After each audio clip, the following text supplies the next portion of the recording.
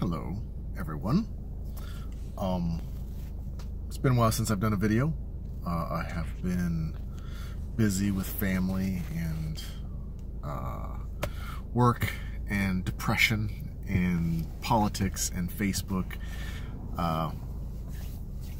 That's kind of what I wanted to talk about while I'm waiting to pick up my granddaughter from school.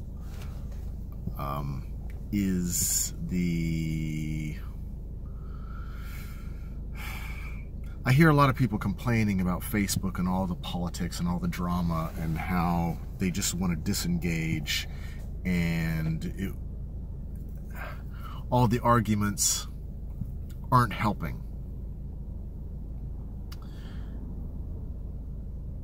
And I understand the sentiment, how Facebook was more fun when it was just about family. Why are we moving up 2 feet? Hold on. Not sure why we're doing this. The other reason I haven't been filming or doing videos is because the line to pick up my granddaughters doesn't take as long anymore. So I can't get it out because I'll ramble. I ramble. How before politics invaded Facebook, it was better. Facebook was better when it was just about family and friends and sharing cute memes and cute cat pictures, and we just want to go back to that. And can you just stop being so dramatic and tone down your rhetoric and don't be so argumentative or mean? Or first of all, I understand how you feel. But largely you need to get the fuck over it. Largely. No one person gets to change the internet to make them feel better. Your feelings aren't taken into account by the internet. The internet doesn't care about your feelings. No safe spaces. The classic projection by conservative types are that liberals need safe spaces. Well, it turns out both. Both sides seem to, if they're not able to win their argument, they want safe spaces. Republican, Democrat, conservative, progressive, what have you.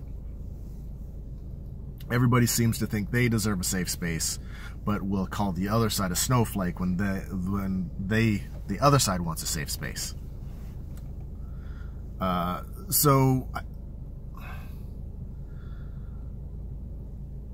happy place is actually that there is so much contention on Facebook and on the internet right now.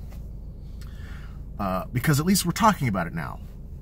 We went for decades and decades where we would talk about it with the people we agree with. We were already all in our own bubble, and we wouldn't talk about it in a mixed company, as the saying goes. And I think one of the reasons we're seeing so much now is, one, everybody has a supercomputer in their pocket. Everybody has a cell phone now. It's become trendy. It's no longer the outliers. Nerds and computer geeks aren't the only ones that have access to the internet anymore. 20 years has changed everything about humans communicate and their use of technology. Everything's different. So people whining about it wanting to go back to the way it used to be, that is never going to happen, and it was never that way in the first place. The reason it was how happy and safe back then is because only a small amount of people had access to the internet. And even then, it was only your small bubble that you were interested in because you had to search it out. Now with search engines, it's fed to you. Now that corporations have become involved, there's propaganda. There's professional propagandists in it that you have to wade through. I would love YouTube to go back to just being religious, fundamental, and conservative bashing of utopia. it used to just be the computer nerds and the atheists and the agnostics and people that had a little more education, because you had to have more of an education to even be online or know what it was. And so when you had, you know, people that didn't know, mostly at the time religious fundamentalists that thought they could spread the word, it was awesome to go just bash the shit out of fundamentalists on Facebook, on YouTube, and then they would mostly cower and go away. Well, now I'm not very happy with YouTube, because everybody's there saying everything they want, and they have lots of backing on either way, because it's now a bigger mix. But it's better because now everybody's talking about it. Before, it was just your little clique. I kind of liken it to dry rot or mold in the walls. You might feel nice and happy in your safe space in your house, thinking everything is great and the world is your oyster and everything's going your way. But there's mold and rot in your walls, and you don't realize the house is half falling down.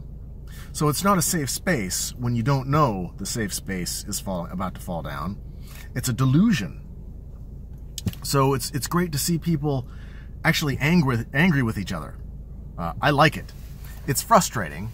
It's making me drink way more than my liver would really appreciate, because it is uncomfortable. Change is uncomfortable. But if we never talked to each other, and we never got upset with each other, never banged our ideas together, the dry rot would eat us from within.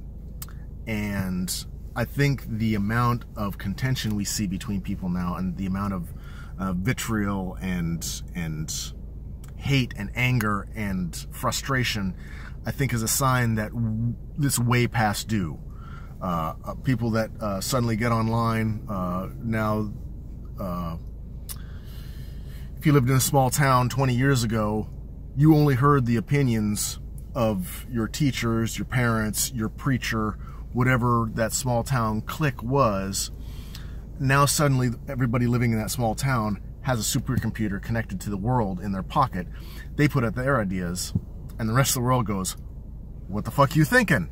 And that's where you get that contention. Those ideas from the small towns that have never been addressed, or they've never seen the ideas of the big town, I guess, big city, small cities scenario. Finally we're having these conversations, and guess what? It's not comfortable.